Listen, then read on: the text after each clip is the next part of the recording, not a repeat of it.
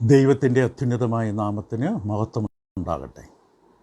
വളരെ പ്രാധാന്യമർഹിക്കുന്ന ഒരു പഠന പരമ്പരയുടെ രണ്ടാമത്തെ അവതരണത്തിലാണ്. നമ്മുടെ പഠനം ക്രിസ്ത്യാനിയുടെ ലോകദർശനം, ഒരു ദൈവ പൈതലിനുണ്ടായിരിക്കേണ്ട ലോകദർശനം, ദൈവം നമുക്ക് നൽകി തന്നിരിക്കുന്ന അനുഗ്രഹീതമായുള്ളൊരു സത്യം. നമ്മുടെ ലോകദർശനം നിയന്ത്രിക്കപ്പെടുന്നത്, നിർണയിക്കപ്പെടുന്നത് നമ്മുടെ മൂല്യങ്ങളുടെ അടിസ്ഥാനത്തിലാണ്. നമ്മുടെ മൂല്യവ്യവസ്ഥ നമ്മുടെ സ്വഭാവത്തെ സ്വാധീനിക്കും. നമ്മുടെ മൂല്യവ്യവസ്ഥ നമ്മുടെ പെരുമാറ്റത്തെ തീർച്ചയായും നിയന്ത്രിക്കും. നമ്മുടെ പഠനങ്ങൾ ഒരു ദൈവവിശ്വാസിക്കുണ്ടായിരിക്കേണ്ട ലോകവീക്ഷണത്തെക്കുറിച്ചുള്ളതാണ്. പല വിഷയങ്ങളായിരിക്കും നമ്മളെ പഠനത്തിൽ കൈകാര്യം ചെയ്യുന്നത്. ഇന്ന് കൂടി നാം ഈ മുഖവുര അവതരിപ്പിക്കുകയാണ്. തുടർന്ന് നാളെ മുതൽ ഒന്നാം പാഠത്തിൽ പ്രവേശിക്കും. നാം ഈ പഠനത്തിൽ പഠിക്കാൻ പോകുന്ന പ്രധാനപ്പെട്ട 3-4 വിഷയങ്ങൾ അവതരിപ്പിക്കാം. ആദ്യമായി നാം പ്രാണനെക്കുറിച്ചും ആത്മാവിനെക്കുറിച്ചും ഈ പഠനത്തിൽ നാം വിശദമായി പരിശോധിക്കും. പ്രാണനും ആത്മാവും. തിരുവെഴുത്തിൻ്റെ അടിസ്ഥാനത്തിൽ പ്രാണൻ, ആത്മാവ്, നമ്മിൽ കുടികൊള്ളുന്ന പ്രാണനാത്മാവ്. കാരണം നാം ഈ ഭൗതിക ലോകത്തിലാണ് ജീവിക്കുന്നത്. നമ്മിലൊരു പ്രാണൻ, നമ്മിൽ ആത്മാവുണ്ട്. ദൈവം നിത്യനാണ്. നിത്യനായി നിലനിൽക്കുന്ന ദൈവത്തിൻ്റെ അസ്തിത്വത്തെക്കുറിച്ച് പഠിക്കുകയല്ല നാം ചെയ്യാൻ പോകുന്നത്. പിന്നെ ദൈവം ഈ ഭൂമി ഉണ്ടാകുന്നതിന് മുമ്പേ ഉള്ളവനാണ്, നിത്യനാണ്. നിത്യനെന്ന പദം ദൈവത്തിന് മാത്രം ചേരുന്ന പദമാണ്. ദൈവത്തിൻ്റെ നിത്യ അസ്തിത്വത്തെക്കുറിച്ച് നൽകപ്പെട്ടിരിക്കുന്ന വെളിപാടുകൾ, അതായത് സൃഷ്ടിക്ക് മുമ്പ്, ഭൂമി സൃഷ്ടിക്കപ്പെടുന്നതിന് മുമ്പുള്ള ദൈവത്തിൻ്റെ നിത്യ അസ്തിത്വത്തെക്കുറിച്ച് ഉള്ള പരാമർശങ്ങൾ വളരെ പരിമിതമാണ്. നൽകപ്പെട്ടവയോ നമ്മുടെ ബുദ്ധി, നമ്മുടെ ക്ഷണികമായ ബുദ്ധിക്കും ജ്ഞാനത്തിനും അപ്പുറമാണ്. ദൈവവചനം വളരെ ലളിതമായി വെളിപ്പെടുത്തുന്നു, ദൈവം ഉണ്ട്. ഒരു വിശ്വാസി ദൈവത്തിൻ്റെ സന്നിധിയിൽ വരുമ്പോഴും ഈ അടിസ്ഥാന ബോധ്യമുണ്ടാകണം, ദൈവമുണ്ട്. ഞാൻ ഇപ്പോൾ ഇരിക്കുന്ന ഇടത്ത് ദൈവം, ഇരിക്കുന്ന ഇടത്തിരുന്നു കൊണ്ട് പറയാൻ കഴിയണം, ദൈവമുണ്ട്. എൻ്റെ ജീവിതം കണ്ടുകൊണ്ടിരിക്കുന്ന ദൈവം, എന്നെ കേൾക്കുന്ന ദൈവം, ദൈവമുണ്ട്. ദൈവം വാസ്തവമാണ്, ദൈവം അസ്തിത്വമുള്ളവനാണ്. ദൈവം കാലവും സമയവുമായുള്ള ബന്ധത്തിൽ, ഈ ലോകത്തുള്ള ബന്ധത്തിൽ ദൈവം നിത്യനാണ്. ഈ ഭൂമിയും സമയങ്ങളൊന്നും നിത്യമല്ല, പക്ഷെ ദൈവം നിത്യനാണ്, ദൈവമുണ്ട്. എബ്രായലേഖനം 11-ാം അധ്യായത്തിൻ്റെ 6-ാം വാക്യത്തിൽ എബ്രായലേഖൻ വ്യക്തമായി പറഞ്ഞു, ദൈവത്തിൻ്റെ അടുക്കൽ വരുന്നവൻ ദൈവം ഉണ്ട് എന്നും തന്നെ അന്വേഷിക്കുന്നവർക്ക് പ്രതിഫലം കൊടുക്കുന്നുവെന്നും വിശ്വസിക്കേണ്ടതല്ലയോ? അപ്പോൾ ക്ഷണികരായ മനുഷ്യരായി നമ്മൾ ക്ഷണികരാണ്. ക്ഷണികരായി നാം സൃഷ്ടി മുതലാണ് നമ്മൾ ചിന്തിച്ചു തുടങ്ങേണ്ടത്. ലോക സൃഷ്ടി മുതൽ. അതിന് മുമ്പെന്ത് എന്ന് ചിന്തിക്കാൻ നമുക്ക് കഴിവില്ല. അതിലേക്ക് വെളിപ്പെടുത്തലുകളുമില്ല. ദൈവം ഒരു സൃഷ്ടിയല്ല, ദൈവം സൃഷ്ടാവാണ്. അപ്പോൾ നാം ചിന്തിച്ചു തുടങ്ങേണ്ടത് ലോക സൃഷ്ടി മുതലാണ്. നമ്മുടെ പഠനം അവിടെ മുതലാണ് വാസ്തവത്തിൽ തുടങ്ങേണ്ടത്. ദൈവം ഇപ്പോൾ എന്താണ്, ഇനി എന്താണ് വരാൻ പോകുന്നത് എന്നത് വെളിപ്പെടുത്തി. ഇപ്പോൾ ഉള്ള ലോകത്തിന് മുമ്പ് എന്താണെന്ന് വെളിപ്പെടുത്തുന്നില്ല, അതിൻ്റെ ആവശ്യം നമുക്കില്ല. സൃഷ്ടി മുതൽ, ആദിയിൽ ദൈവം ആകാശഭൂമിയെ സൃഷ്ടിച്ചു. സൃഷ്ടി മുതൽ ഇപ്പോൾ എന്താണ്, ഈ ഭൂമി എന്താണ്, ഇനി ഭൂമിക്ക് എന്ത് സംഭവിക്കും, എന്താണ് ഇനി സംഭവിക്കാൻ പോകുന്നത്, ഇത് ദൈവം വെളിപ്പെടുത്തി. ഇപ്പോൾ സൃഷ്ടി മുതൽ നമ്മൾ ആരംഭിക്കുമ്പോൾ നാം മനസ്സിലാക്കണം, വിശ്വസിക്കണം, മനുഷ്യനെ ദൈവം മെനഞ്ഞെടുത്തത് ഭൂമിയിലെ പൊടിയിൽ നിന്നാണ്. എന്നിട്ട് ദൈവം അവന് തൻ്റെ ആത്മാവിനെ നൽകി, അവനിലേക്ക് തൻ്റെ ശ്വാസം നൽകി. ദൈവത്താൽ സൃഷ്ടിക്കപ്പെട്ടതാണ് മനുഷ്യൻ. മനുഷ്യൻ ജീവനുള്ള ദേഹിയായി തീർന്നു എന്നാണ് ഉൽപ്പത്തി പുസ്തകത്തിൽ എഴുതിയിരിക്കുന്നത്. ദൈവൻ്റെ മൂക്കിലേക്ക് തൻ്റെ ജീവശ്വാസം മുതുകയും അവൻ ജീവനുള്ള ദേഹിയായി മാറി. ദേഹം മാത്രമല്ല, ദേഹിയായി മാറി. ഇപ്പം ദൈവത്താൽ രൂപപ്പെട്ട ഒരു ആത്മാവാണ് മനുഷ്യൻ്റെ ഉള്ളിലുള്ളത്. ദൈവത്താൽ രൂപപ്പെടുത്തിയ ഒരാത്മാവ്. അപ്പോൾ മനുഷ്യനെ മനസ്സിലാക്കുവാൻ മനുഷ്യനെ മൊത്തത്തിൽ മനസ്സിലാക്കണം. നാം മനുഷ്യനെ മനസ്സിലാക്കുന്നത് നമ്മുടെ ശരീരം കണ്ടുകൊണ്ടാണ്. അത് വികലമായ കാഴ്ചയാണ്. ഒരു മനുഷ്യനെ മനസ്സിലാക്കുവാൻ അവനെ സമ്പൂർണ്ണമായി അപഗ്രഥിക്കണം, വിലയിരുത്തണം. മനുഷ്യനെ പൂർണ്ണമായി പരിശോധിക്കുമ്പോൾ, മനസ്സിലാക്കുമ്പോൾ അവൻ ദേഹം, ദേഹി, ആത്മാവാണ്. ഇത് ദൈവവചനം വെളിപ്പെടുത്തുന്നതാണ്. തെസ്സലോനിക്കർക്ക് എഴുതിയ 1-ാം ലേഖനത്തിൻ്റെ 5-ാം അധ്യായം 23-ാം വാക്യത്തിൽ പൗലോസ് അപ്പോസ്തലൻ പറയുന്നു, സമാധാനത്തിൻ്റെ ദൈവം തന്നെ നിങ്ങളെ മുഴുവനും, അവിടെ കുറേ ആൾക്കാരെ ഒരുമിച്ചല്ല, ഓരോ വ്യക്തിയിൽ മുഴുവൻ ശുദ്ധീകരിക്കപ്പെടണം. എന്തൊക്കെയാണ് ആ മുഴുവനിൽ ഉൾപ്പെടുന്നത്? നിങ്ങളുടെ ആത്മാവും പ്രാണനും ദേഹവും. ഏറ്റവും ഉള്ളിൽ നിന്ന് തുടങ്ങുകയാണ്. കാരണം ഏറ്റവും പ്രാധാന്യം ഏറ്റവും ഉള്ളിലുള്ളതാണ്. ആത്മാവും പ്രാണനും ദേഹവും അശേഷം നമ്മുടെ കർത്താവ് യേശുക്രിസ്തുവിൻ്റെ പ്രത്യക്ഷതയിൽ അനിന്യമായി വെളിപ്പെടുമെന്ന കാക്കപ്പെടുമാറാകട്ടെ. ഈ വിഷയമായിരിക്കും നമ്മൾ പഠിക്കാൻ പോകുന്നത്. ആദ്യം പ്രാണനും ആത്മാവും. തുടർന്ന് നമ്മൾ രണ്ടാമത് പഠിക്കാൻ പോകുന്നത് ഈ മരണാനന്തര വാസസ്ഥലം, പാതാളം, നരകം, പർദീസ എന്നതെല്ലാം ഉൾപ്പെടുന്ന മരണാനന്തര വാസസ്ഥലത്തെക്കുറിച്ചാണ്. ഇപ്പോൾ നിലനിൽക്കുന്നതാണിത്. പക്ഷേ നമ്മുടെ ലോകത്തിനും അപ്പുറമാണ്. തൊട്ടറിയുവാൻ, അനുഭവിച്ച് രുചിച്ചറിയാൻ കഴിയുന്നതിനും അപ്പുറമുള്ള അസ്തിത്വമാണ് ഈ പർദീസ, ദണ്ഡന സ്ഥലം തുടങ്ങിയവ, പാതാളം എന്നൊക്കെ വിളിക്കപ്പെടുന്ന സ്ഥലം. ഈ ഒരു സ്ഥലം, ഈ ഒരു പ്രതലം അദൃശ്യമായി നിൽക്കുന്ന ആത്മാക്കളുടെ വാസസ്ഥലമാണ്. ഇത് കാണാൻ പറ്റില്ല ഈ സ്ഥലത്തെ, പക്ഷേ ആ സ്ഥലമുണ്ട്, വാസ്തവമാണ്, അദൃശ്യമാണ്. പർദീസ എന്നാകാം, അല്ലെങ്കിൽ പാതാളം എന്നറിയപ്പെടുന്ന യാതനാസ്ഥലം എന്ന പേരാകാം. അങ്ങനൊരു അവസ്ഥയുണ്ട് എന്നുള്ളത് വസ്തുതയാണ്. മരിച്ച മനുഷ്യൻ്റെ ആത്മാവ് ശരീരത്തിൽ നിന്ന് വിട്ടുപോകുന്നത് ഒന്നുകിൽ ക്രിസ്തുവിൻ്റെ പരിപാലനത്തിൻ്റെ കീഴിൽ, അത് പർദീസയിൽ, അല്ലെങ്കിൽ യാതനാസ്ഥലത്തെ വേദനയിൽ. രണ്ടിൽ ഒരിടത്തേക്ക് പോകും. എന്തിൻ്റെ അടിസ്ഥാനത്തിലാണ് പോകുന്നത്? ഈ ഭൂമിയിൽ ജീവിച്ചിരുന്ന സമയത്ത് ദൈവത്തോടുള്ള ബന്ധത്തിൽ തൻ്റെ ജീവിതം എങ്ങനെ നടത്തി, ദൈവത്തോടുള്ള ബന്ധത്തിൽ താൻ എങ്ങനെ ജീവിച്ചു, ദൈവത്തിൽ എത്രത്തോളം വിശ്വസ്തനായി ജീവിച്ചു എന്നതിൻ്റെ അടിസ്ഥാനത്തിലാണ് ഈ രണ്ടിൽ ഒരിടത്തേക്ക് ദൈവം വിടുന്നത്. അപ്പോൾ ആത്മാവ് അസ്തിത്വമുണ്ട് മരിച്ചതിന് ശേഷവും. ഇപ്പോഴും നിലനിൽക്കുന്ന യാഥാർത്ഥ്യമാണ്. മരിച്ച മനുഷ്യൻ്റെ ആത്മാവ് ഇല്ലാതെ പോകുന്നില്ല, നിലനിൽക്കുന്നുണ്ട്. നമുക്കത് കാണാൻ കഴിയില്ല. ആ പ്രാണനെയും ആത്മാവിനെ നമുക്ക് തൊട്ടറിയാനും കാണാനും കഴിയില്ല. കാരണം നമ്മുടെ പഞ്ചേന്ദ്രിയങ്ങളാൽ ഈ ഭൗതിക ലോകത്തിൽ നാം ബന്ധിതരാണ്. അതുകൊണ്ട് മനുഷ്യനെ വിട്ടുപോകുന്ന ആത്മാവിനെ, അവൻ്റെ പ്രാണനെ ഒരു മനുഷ്യനും കാണാൻ പറ്റില്ല. ഇത് നമ്മൾ പഠിക്കാൻ പോകുന്ന വിഷയമാണ്. നമ്മൾ ആമുഖത്തിലാണ്.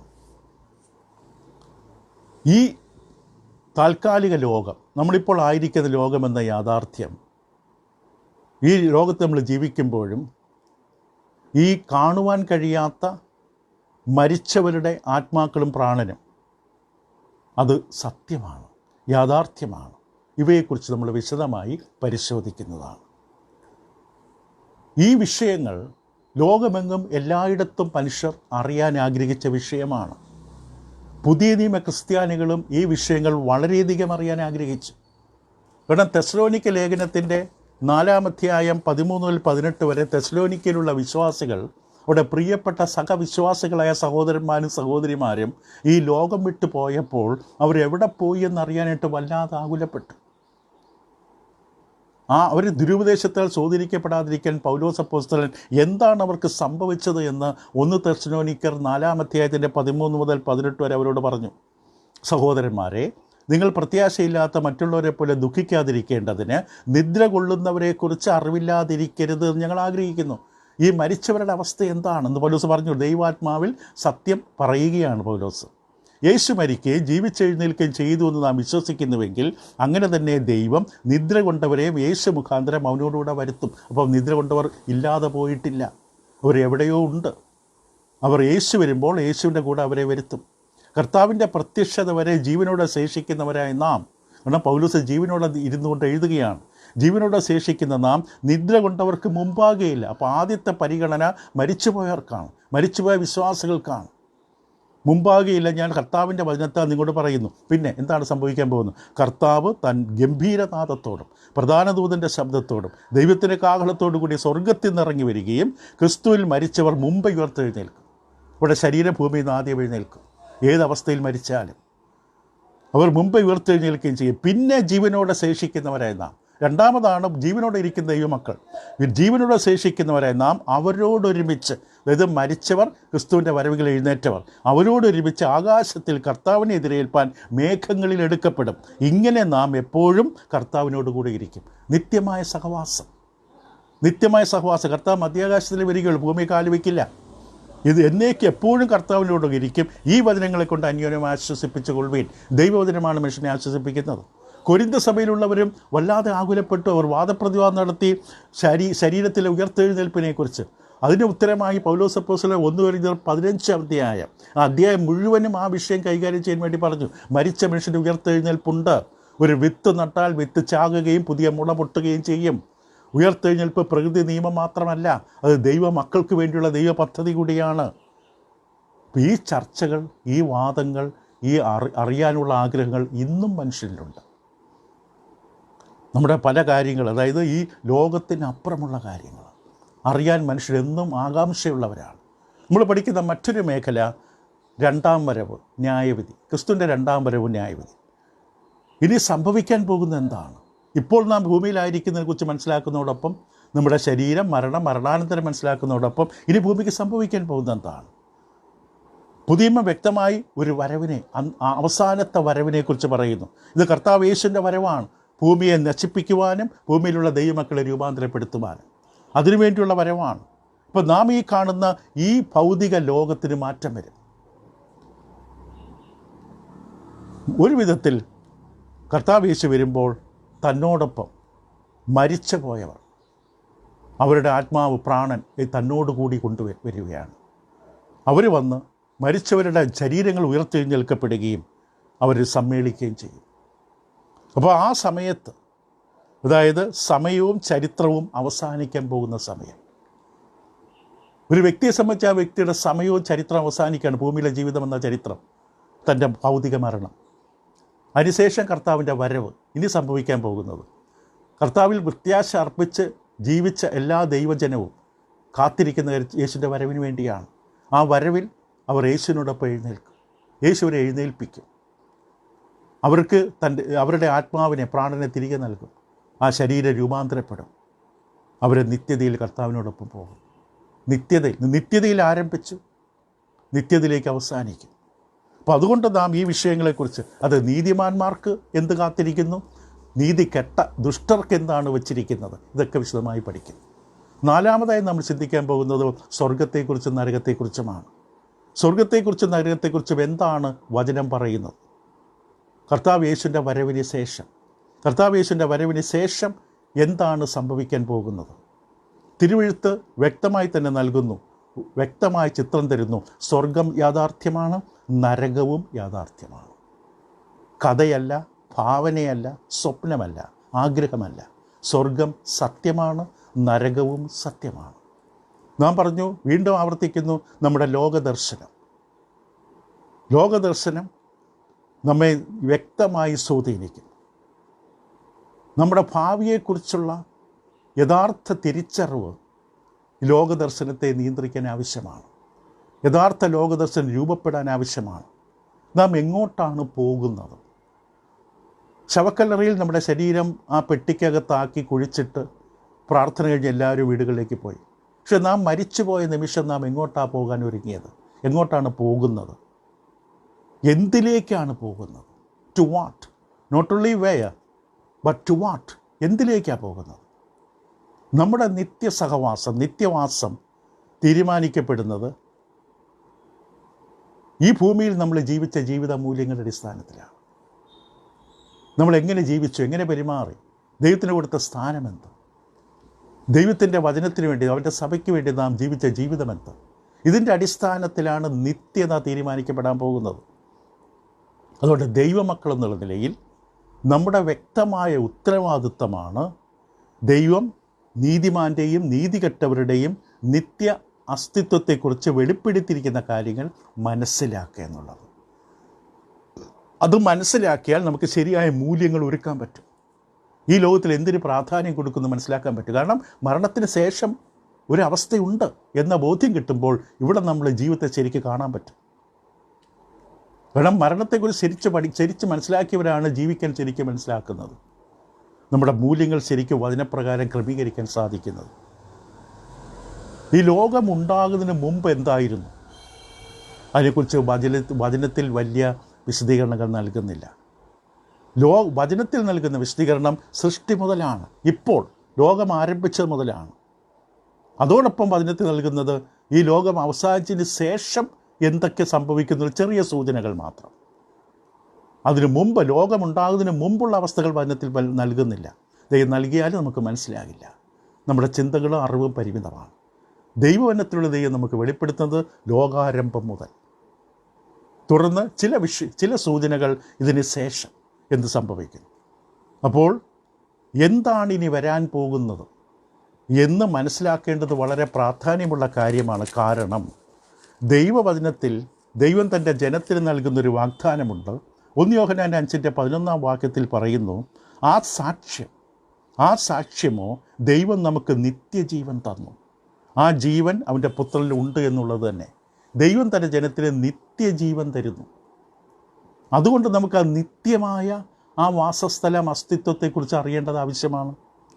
എല്ലാ സംസ്കാരങ്ങളിലും അമർത്യത, മരണാനന്തരം അതറിയുവാനുള്ളൊരു താല്പര്യം എല്ലാ സമൂഹങ്ങളിലും കാണാം. ദൈവവചനത്തെ അടിസ്ഥാനമായി വിശ്വാസപ്രമാണമായി സ്വീകരിച്ചിട്ടില്ലാത്ത സംസ്കാരങ്ങളിലും മരണത്തിന് അപ്പുറമുള്ള ജീവിതത്തെക്കുറിച്ച്, അതെങ്ങനെയെങ്കിലും ഒരു മരണത്തിനപ്പുറം ഒരു അവസ്ഥയുണ്ടോ എന്നറിയുവാനുള്ള ആകാംക്ഷ നിലനിന്നിരുന്നു. അത് തെളിയിക്കുന്ന എന്താണ്? മനുഷ്യന് അറിയാൻ ആഗ്രഹമുണ്ട്. മരണാനന്തരം എന്ത് സംഭവിക്കുന്നു, മരണത്തിനപ്പുറം എന്ത് സംഭവിക്കുന്നു. അത് അന്തർലീനമായി ജന്മനായുള്ള ഒരു തപ്പലാണ്, ഒരു ദാഹമാണ്, ഒരു അന്വേഷണമാണ്. ദൈവം തന്നെ അവൻ്റെ ഉള്ളിൽ വെച്ചതാണ്. ഈ ജീവിതത്തിനും അപ്പുറമുള്ള ഒരു സത്യത്തെക്കുറിച്ച്, ജീവിതത്തെക്കാളും ഉയർന്ന ഒരു സത്യത്തെക്കുറിച്ച് അന്വേഷിക്കാനുള്ള താല്പര്യം. പൗലോസ് അപ്പോസ്തലൻ അഥേനയിലുള്ള തത്വചിന്തകന്മാരായവരോട് സംസാരിക്കുമ്പോൾ പ്രവർത്തന പുസ്തകം 17-28 അവരോട് പറഞ്ഞു, അവനിലല്ലോ നാം ജീവിക്കുകയും ചരിക്കുകയും ഇരിക്കുകയും ചെയ്യുന്നത്. അങ്ങനെ നിങ്ങളുടെ കവിവരന്മാരിലും ചിലർ നാം അവൻ്റെ സന്താനമല്ലോ എന്ന് പറഞ്ഞിരിക്കുന്നു. പുറജാതികളുടെ ലോകത്ത് ജീവിച്ച ചില കവികൾ വരെ മനുഷ്യർ ദൈവത്തിൻ്റെ സന്താനമെന്ന് പരാമർശിച്ചതായിട്ട് പൗലോസ് ഉദ്ധരിച്ചുകൊണ്ട് ഇവരോട് സംസാരിച്ചു. കാരണം മനുഷ്യൻ ദൈവത്തിൻ്റെ സന്താനമാണ്. അപ്പോൾ മനുഷ്യ ദൈവത്തിൻ്റെ സന്താനമാണെങ്കിൽ അതിൻ്റെ 27 പൗലോസ് തുടർന്ന് പറഞ്ഞു, അവർ ദൈവത്തെ തപ്പിനോക്കി കണ്ടെത്തുമോ എന്ന് വെച്ച് അവനെ അന്വേഷിക്കേണ്ടതിന് തന്നെ അവൻ നമ്മിൽ ആർക്കും അകന്നിരിക്കുന്നവനല്ലതാണ്. ദൈവം മനുഷ്യരിൽ നിന്ന് അകന്നിരിക്കുന്നില്ല. ദൈവത്തിൻ്റെ ആഗ്രഹം നമ്മൾ അവനെ തപ്പിനോക്കി കണ്ടെത്തണം. അപ്പോൾ അതിനുള്ള സാഹചര്യം ദൈവം ഒരുക്കി തന്നിട്ടുണ്ട്. അപ്പോൾ എല്ലാ സംസ്കാരങ്ങളിലും ഈ ലോകത്തിനപ്പുറം, ഈ ലോകജീവിതം അവസാനിക്കുന്ന മരണത്തിനപ്പുറം എന്തെന്നറിയാനുള്ളൊരു താല്പര്യം നിലനിൽക്കുന്നു. ദൈവം മനുഷ്യനെ സൃഷ്ടിച്ചപ്പോൾ ഈ ഒരു കഴിവോടുകൂടിയാണ് സൃഷ്ടിച്ചത്. ആ കഴിവിൻ്റെ അടിസ്ഥാനത്തിൽ എല്ലാ മനുഷ്യർക്കും വ്യക്തമായി തിരിച്ചറിയാൻ കഴിയും, ഈ ലോകം മാത്രമല്ല എല്ലാം, ഇതിനപ്പുറം മറ്റെന്തോ ഉണ്ട്. പക്ഷെ മനുഷ്യൻ അറിയില്ല. അത് തപ്പി നോക്കി കണ്ടെത്തുമ്പോഴും അവൻ വചനത്തെ ആശ്രയിക്കാത്തതുകൊണ്ട് യാഥാർത്ഥ്യം അറിയുന്നില്ല. അപ്പോൾ നമ്മുടെ പഠനത്തിൽ നമ്മുടെ സമീപനം ആദ്യം ഇപ്പോഴുള്ള യാഥാർത്ഥ്യങ്ങളെ ആദ്യം കണ്ടുമുട്ടുക, പരിചയപ്പെടുക. പ്രസൻറ്റ് റിയാലിറ്റി, ഇപ്പോൾ ആയിരിക്കുന്ന നമ്മുടെ ജീവിതം, ഈ ലോകം, ജനനം, ഇതൊക്കെ നമ്മൾ ആദ്യം പരിചയപ്പെടുക. നമ്മളിപ്പോൾ എവിടെയാണെന്ന് ആദ്യം ഉറപ്പിക്കുക. എന്നിട്ട് നമ്മൾ എന്താണെന്ന് ഉറപ്പിക്കുക.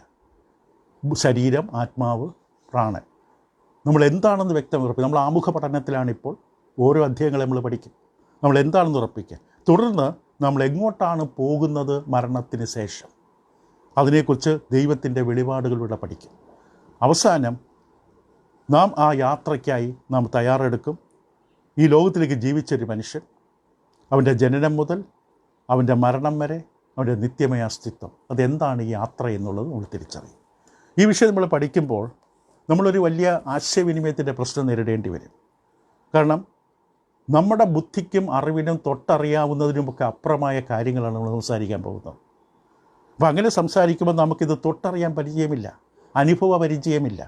അതുകൊണ്ട് ഈ വിഷയങ്ങൾ സംസാരിക്കുമ്പോൾ ദൈവവചനത്തിൽ തന്നെ ദൈവത്തിൻ്റെ ആത്മാവ് ചില ആലങ്കാരിക പ്രയോഗങ്ങൾ, രൂപ അലങ്കാരങ്ങളിലൂടെ ദൈവം സംസാരിക്കും. ദൈവത്തിൻ്റെ ആത്മാവ് ഉപയോഗിക്കുന്ന ചില അലങ്കാര പദങ്ങളുണ്ട്. അതിലൂടെ ആയിരിക്കും ദൈവം നമ്മൾ സംസാരിക്കുന്നത്, ചില കാര്യങ്ങൾ വെളിപ്പെടുത്തുന്നത്. അപ്പോൾ ഈ ലോകപ്രകാരം നമുക്ക് സാധാരണ ഉപയോഗിച്ച് പരിചയമുള്ള വാക്കുകളായിരിക്കും ഉപയോഗിക്കുന്നത്, ഇവിടെ നമുക്ക് മനസ്സിലാക്കാൻ വേണ്ടി. അപ്പോൾ ഇത് നമ്മുടെ പഠനത്തിൽ നമ്മൾ സ്വയം നമ്മളെ തന്നെ പറഞ്ഞ് ബോധ്യപ്പെടുത്തണം. ദൈവം നമുക്ക് മനസ്സിലാകുന്ന ഭാഷയിൽ നമ്മൾ സംസാരിക്കുകയാണ്. കൃത്യമായിട്ട് നമുക്ക് മനസ്സിലാക്കാൻ ബുദ്ധിമുട്ടുള്ള ചില കാര്യങ്ങൾ ചില അലങ്കാര ഭാഷകളിലൂടെ സംസാരിക്കും. സഭാപ്രസംഗിയുടെ പുസ്തകം 5-ാം അധ്യായം 2-ാം വാക്യം ഈ സമയത്തൊന്ന് വായിച്ച് നമുക്ക് പഠനം അവസാനിപ്പിക്കാം. സഭാപ്രസംഗിയുടെ പുസ്തകം 5-ാം അധ്യായം 2-ാം വാക്യത്തിൽ ശലോമോൻ പറഞ്ഞു, അതിവേഗത്തിൽ ഒന്നും പറയരുത്, ദൈവസന്നിധിയിൽ ഒരു വാക്കുച്ചരിപ്പാൻ നിൻ്റെ ഹൃദയം ബന്ധപ്പെടരുത്. ദൈവം സ്വർഗത്തിലും നീ ഭൂമിയിലുമല്ലോ, ആകയാൽ നിൻ്റെ വാക്ക് ചുരുക്കമായിരിക്കട്ടെ. നമ്മുടെ മുഖപുര ഇവിടെ അവസാനിപ്പിച്ചു. 1-ാമത്തെ അധ്യായം നമ്മൾ പഠിക്കാൻ പോകുന്നത് ഈ ലോകത്തെക്കുറിച്ചാണ്. 2 കാര്യങ്ങൾ പറഞ്ഞു നിർത്തട്ടെ. ഈ ലോകം, നാം എവിടേക്കാണ് പോകുന്നത് എന്ന് അന്വേഷിക്കുന്നതിന് മുമ്പ് നാം ആദ്യം മനസ്സിലാക്കണം നാം എവിടെയാണ്. നാം എങ്ങോട്ടാണ് പോകുന്നത് എന്ന് കണ്ടെത്തുന്നതിന് മുമ്പ് നാം ആദ്യം ബോധ്യപ്പെട്ടിരിക്കണം നാം എവിടെയാണ്. നാം ആയിരിക്കുന്നിടം നശിക്കാനായി തീരുമാനിക്കപ്പെട്ട ഒരു സ്ഥലത്താണ്. നശിക്കാനായി മുന്നോട്ട് പോയിക്കൊണ്ടിരിക്കുന്ന, ദൈവം നശിപ്പിക്കാനായി വെച്ചിരിക്കുന്ന ഒരു സ്ഥലത്താണ് നിങ്ങളും ഞാനും കസേരയിൽ ഉറപ്പിച്ചിരിക്കുന്നത്. ഈ ലോകം നാശത്തിലേക്ക് കുതിക്കുമെങ്കിലും, നശിക്കാൻ വേണ്ടിയാണ് മുന്നോട്ട് പോകുന്നതെങ്കിലും, ഇവിടെ ആയിരിക്കുന്ന ദൈവമക്കൾ നിത്യമായ വാസത്തിന് വേണ്ടി, നിത്യമായൊരു അനുഭവത്തിന് വേണ്ടി ദൈവത്താൽ ഒരുക്കപ്പെട്ട് മുന്നോട്ട് പോകുന്നവരാണ്. യഥാർത്ഥ ദൈവമക്കൾക്ക് മാത്രമുള്ള അനുഭവമാണ്. ഈ ജീവിതം, ഈ ഭൂമി നശിക്കും, അതിനുവേണ്ടിയുള്ളതാണ് ഇപ്പോൾ ഈ ഭൂമി. പക്ഷെ ഇവിടെ ഒരു ചെറിയ സമൂഹമുണ്ട്, നിത്യമായ അസ്തിത്വം, നിത്യമായ വാസത്തിന് വേണ്ടി, നിത്യത ലക്ഷ്യമിട്ടുകൊണ്ട് സ്വർഗീയ അനുഭവത്തിന് വേണ്ടി മുന്നോട്ട് പോകുന്നവർ. തുടരാം നാളെ കൂടുതലായിട്ട് ഈ വിഷയത്തിലേക്ക്. ദൈവം നിങ്ങളെ സഹായിക്കട്ടെ. ലോകവീക്ഷണം അത് അടിസ്ഥാനപ്പെടുന്നത് യഥാർത്ഥ മൂല്യങ്ങൾ ശരിക്കുണ്ടാകണമെങ്കിൽ ലോകത്തെക്കുറിച്ചുള്ള വീക്ഷണം കറക്റ്റായിരിക്കണം, ശരിയായിരിക്കണം. അത് നമ്മുടെ സ്വഭാവത്തെ സ്വാധീനിക്കും. ഈ ഭൂമിയിൽ അനേകങ്ങൾ വസ്തുക്കളിലും മറ്റ് പലയിടങ്ങളിലും അള്ളിപ്പിടിച്ച് കിടക്കുന്നത് അവർക്ക് മണ്ണാണ് പ്രധാനം, സുഖങ്ങളാണ് പ്രധാനം. ഇവിടെ വീക്ഷണം തെറ്റാണ്. ദൈവം നമ്മളെ സഹായിക്കട്ടെ. തുടരാം അടുത്ത ദിവസം.